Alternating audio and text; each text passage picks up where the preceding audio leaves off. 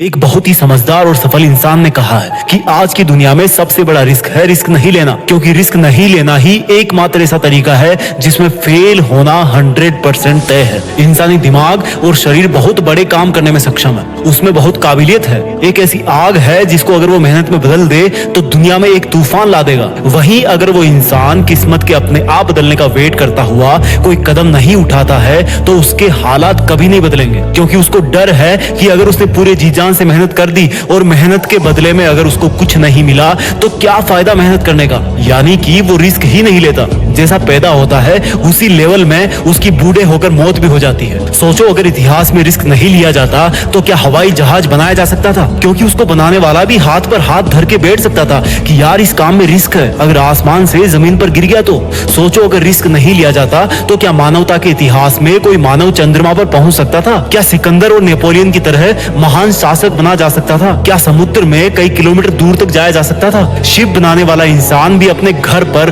डर के मारे बैठ सकता था कि अगर नाव बीच समंदर में जाके डूब गई तो जितना बड़ा रिस्क उतना बड़ा अचीवमेंट। अगर तुम घर पे बैठकर ये सोच रहे हो कि रिस्क नहीं लूंगा तो याद रखना मेरे दोस्त, तुम जिस पंखे के नीचे सो रहे हो ना, तुम्हें नहीं पता अगर गलती से वो सोते हुए तुम्हारी गर्दन पर गिर गया तो क्या हाल होगा। रिस्क कहाँ नहीं है, तुम बाइक कितना ही सेफ चला लो, भगवान ना करे कि ऐसा हो कि दूसरे की गलती की वजह से तुम्हारे साथ कुछ हो जाए। अगर तुम सांस भी ले रहे हो तो वो भी रिस्क है, क्योंकि उसके साथ भी कई पॉइजनस केमिकल्स तुम्हारे फेफड़ों तक जा रहे हैं जिनका आज नहीं तो कल असर पड़ेगा ही। तो फिर देर किस बात की, रिस्क तो वैसे भी लाइफ में है ना, इसका दायरा बढ़ाओ, इसका लेवल ऊपर करो। मैं ये नहीं कहता कि तुम अपना सब कुछ दांव पर लगा दो और फिर मुझे ब्लेम करो कि जीत फिक्स ने मुझे रिस्क लेने के लिए बोला था।